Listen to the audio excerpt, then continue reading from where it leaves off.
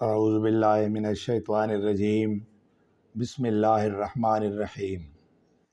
الحمدللہ رب العالمین والصلاة والسلام علی سید الانبیاء والمرسلین وخاتم النبیین وعلی آلہ واصحابہ اجمعین، اما بعد۔ پیارے دوستو،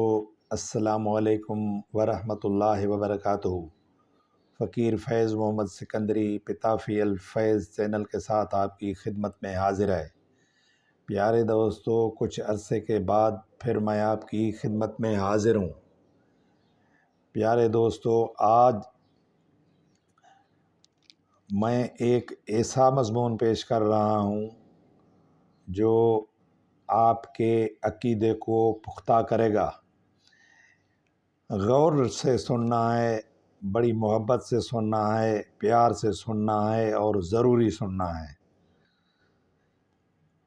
پیارے دوستو، آج کا عنوان ہے سیدنا حضرت علی اور حضرت سیدنا ابو بکر صدیق رضی اللہ تعالی عنہ۔ واضح ہو کہ حضرت صدیق اکبر رضی اللہ تعالی عنہ کو جو حب اور ادب جناب حضرت علی رضی اللہ تعالی عنہ سے تھا، اس کی تو بے شمار روایات ہیں، مگر یہاں ان میں سے کچھ لکھی جاتی ہیں تاکہ موجودہ دور میں جو بھٹکے ہوئے لوگ بغیر مطالعے دشمنان اسلام کی سازشوں کا شکار ہو کر حضرت علی سے حب کا دعویٰ کرتے ہوئے حضرت ابو بکر صدیق رضی اللہ تعالی عنہ کی اپنے ہاتھوں سے بنائی ہوئی دشمنی کے تحت ان کے خلاف نازیبا بکواس کرنے اور اپنی دنیا اور آخرت خراب کرنے پر تلے ہوئے ہیں۔ انہیں حقیقت کا پتہ چل سکے کہ ان حضرات کی آپس میں کیا محبت اور دوستی تھی۔ یہ روایات جواہر العقدین کے ذکر 13 اور سوائق صفحہ 105 سے 106 تک منقول ہیں۔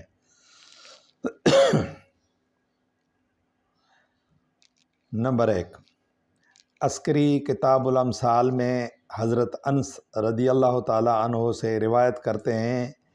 کہ اس نے کہا کہ ایک وقت میں جناب پیغمبر صلی اللہ علیہ وآلہ وسلم مسجد شریف میں تشریف فرما تھے، تو حضرت علی رضی اللہ عنہ آئے اور سلام کیا اور بیٹھنے کے لیے جگہ دیکھنے لگے۔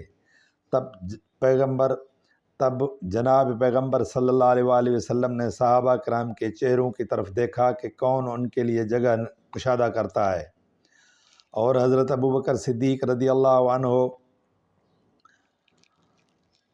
جناب پیغمبر صلی اللہ علیہ وآلہ وسلم کے دائیں پہلو کی جانب سے بیٹھے تھے۔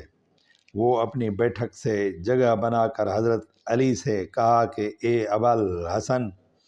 یہاں آ کر بیٹھیں۔ حضرت علی آگے آئے اور جناب حضرت پیغمبر صلی اللہ علیہ وآلہ وسلم اور حضرت ابو بکر صدیق رضی اللہ تعالیٰ عنہ کے درمیان آ کر بیٹھے، تو جناب حضرت پیغمبر کریم صلی اللہ علیہ وآلہ وسلم کے چہرے مبارک سے خوشی معلوم ہوئی اور فرمایا کہ ابا بکر،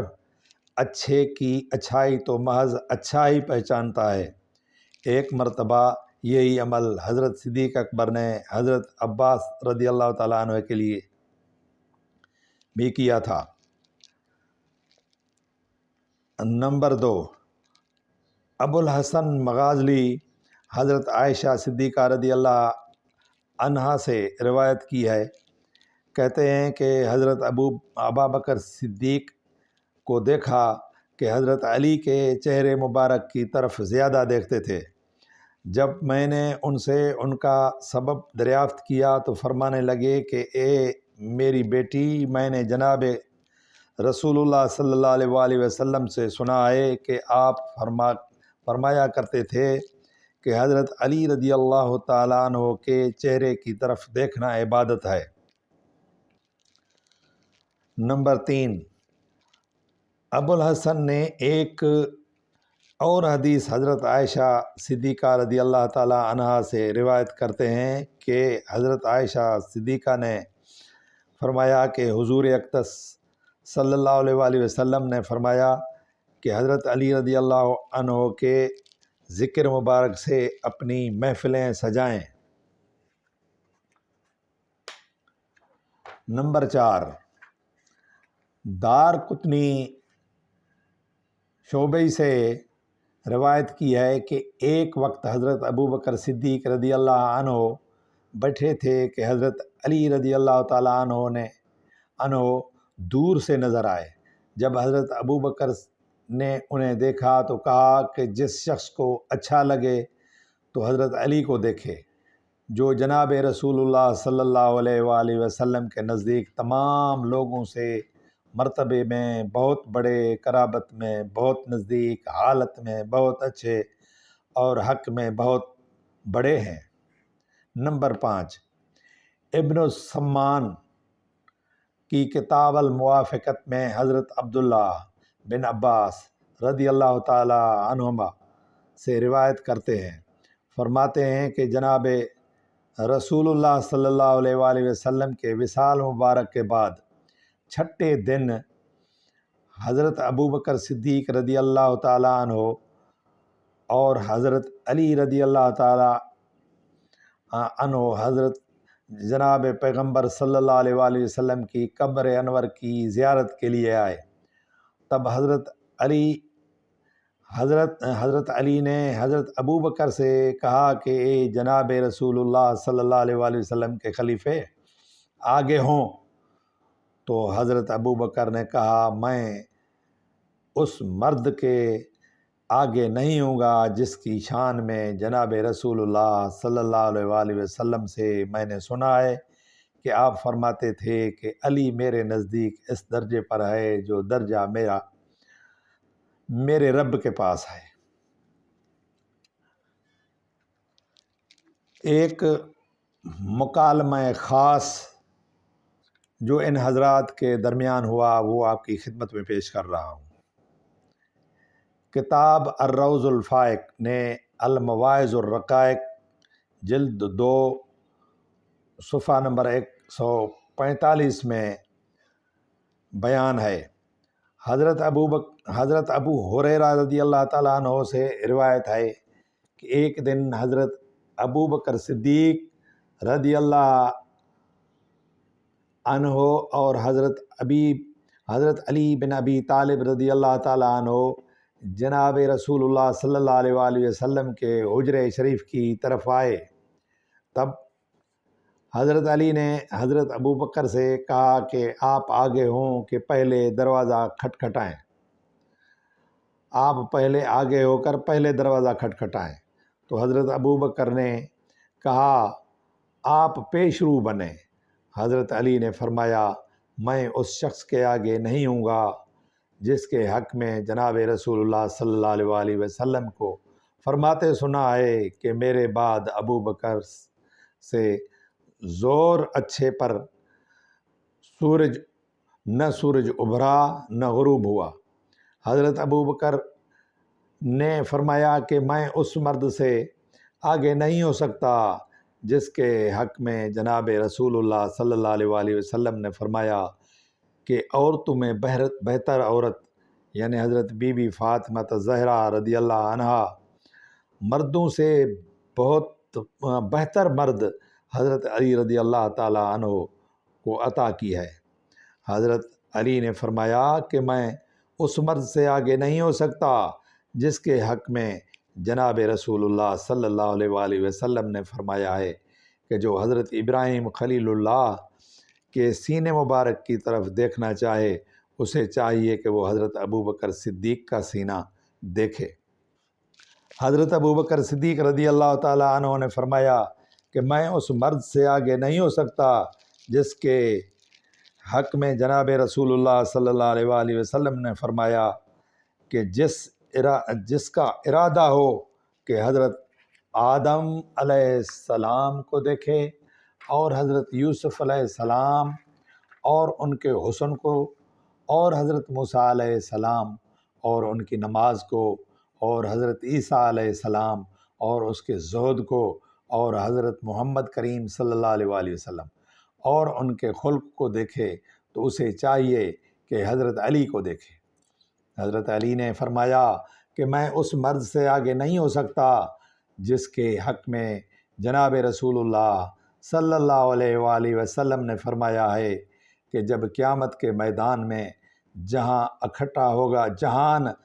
اکٹھا ہوگا تب خدا کی طرف سے یہ اعلان ہوگا کہ ابو بکر تو اپنے محبین کے ساتھ مل کر بہشت میں داخل ہو جا۔ حضرت ابو بکر نے فرمایا کہ میں اس مرد سے آگے نہیں ہو سکتا جس کے حق میں جناب رسول اللہ صلی اللہ علیہ وآلہ وسلم نے حنین اور خیبر کے دن جب کھجور اور دودھ آپ کے حضور میں تحفہ ہو کر آئے تب فرمایا کہ یہ طالب غالب کا ہدیہ علی بن ابی طالب کے لیے ہے۔ حضرت علی نے فرمایا میں اس شخص کے آگے نہیں ہو سکتا جس کے حق میں جناب رسول اللہ صلی اللہ علیہ وآلہ وسلم نے فرمایا یا ابا بکر تم میری آنکھ ہو۔ حضرت ابو بکر نے فرمایا میں اس مرد سے آگے نہیں کیسے ہو سکتا ہوں جس کے حق میں جناب رسول اللہ صلی اللہ علیہ وآلہ وسلم نے فرمایا کہ علی بہشت کے جانوروں میں سے ایک جانور پر سوار ہو کر آئیں گے، پھر منادی ہوگی کہ یا محمد دنیا میں تیرے والد اچھے تھے اور تیرے بھائی اچھے تھے، تیرے وہ والد ابراہیم خلیل الرحمن ہیں اور وہ بھائی علی بن ابی طالب۔ حضرت علی نے فرمایا میں اس مرد سے آگے نہیں ہو سکتا جس کے حق میں جناب رسول اللہ صلی اللہ علیہ وآلہ وسلم نے فرمایا کہ جب قیامت کا دن ہوگا تب ملک رضوان بہشت اور دوزخ کی چابیاں لے کر آئے گا اور کہے گا کہ اے ابو بکر اللہ تعالیٰ تم پر سلام پڑھتا ہے اور تمہیں فرماتا ہے کہ یہ بہشت کی اور دوزخ کی چابیاں ہیں، چابیاں جسے چاہو بہشت میں بھیجو اور جسے چاہو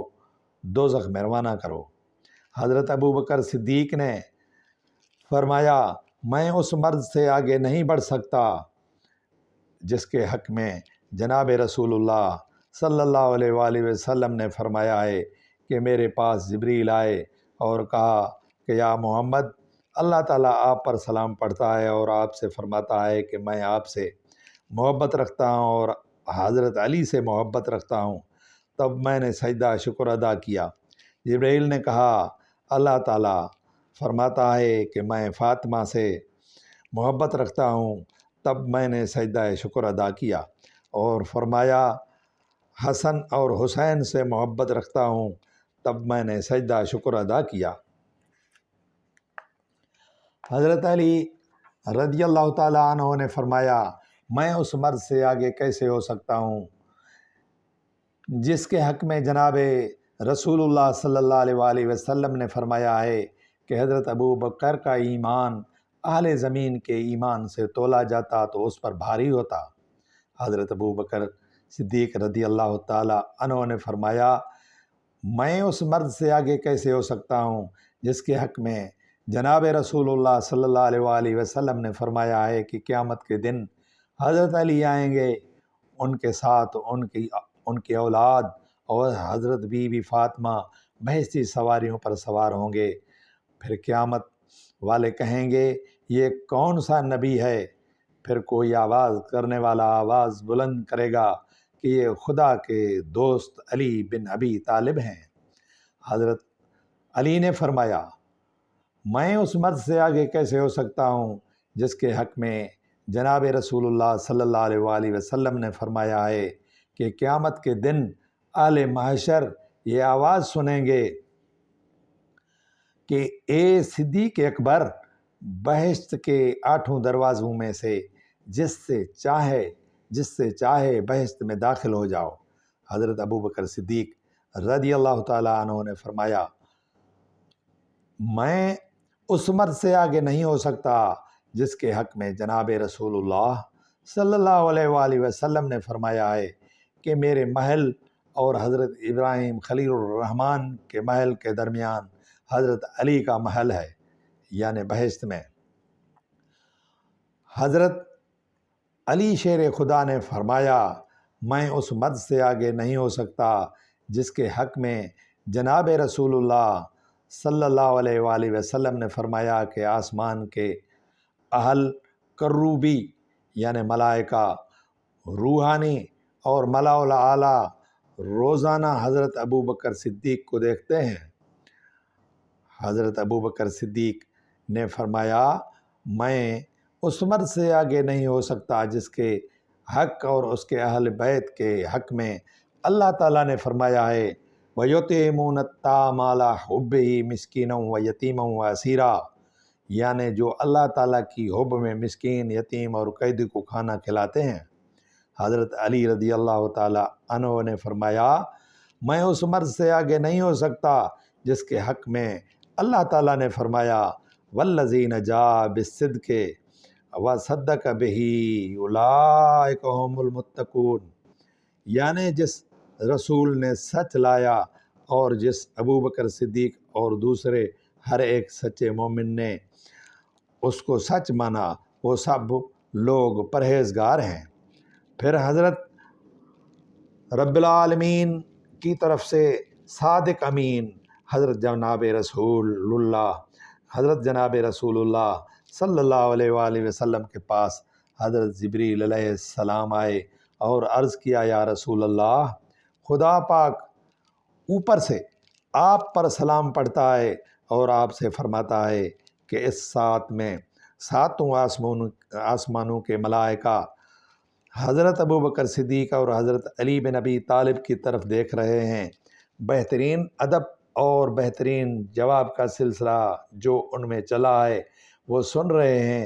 اب آپ ان دونوں تک تشریف لے چلیں اور ان دونوں کے تیسرے آپ بنیں۔ تحقیق ان دونوں کے گردا گرد رحمت اور رضوان کا حلقہ بندھا ہوا ہے اور دونوں کو ادب، اسلام اور ایمان کی بھلائی سے مخصوص فرمایا ہے۔ جب جناب رسول اللہ صلی اللہ علیہ وآلہ وسلم بار تشریف لے آئے تو جس طرح جبریل نے ذکر کیا تھا دونوں کو اسی طرح پایا۔ پھر آپ صلی اللہ علیہ وآلہ وسلم نے دونوں میں سے ہر ایک کا چہرہ چوم کر فرمایا کہ اس ذات پاک کی قسم جس کی قدرت کے ہاتھ میں محمد کی جان ہے، دریا سیاہی بنے، درخت قلم بنے اور آسمان اور زمین کے رہنے والے سب کاتب تو بھی آپ دونوں کی نیکیاں اور آپ دونوں کے ثواب کے وصف لکھنے سے عاجز ہو جائیں۔ میرے پیارے دوستو، میں نے یہ سعادت جو حاصل کی ہے وہ آپ کے عقیدے کو حضرت شیر خدا اور حضرت صدیق اکبر رضی اللہ تعالی عنہما کے بابت جو عقیدہ ہے وہ درست ہو کہ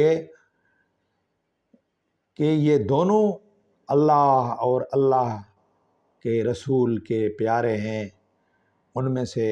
کوئی فرق نہیں ہے۔ اللہ تعالی ہم سب مومنین کو، مسلمانوں کو ان سے محبت کرنے کی توفیق عطا فرمائے۔ وما علینا الا البلاغ المبین۔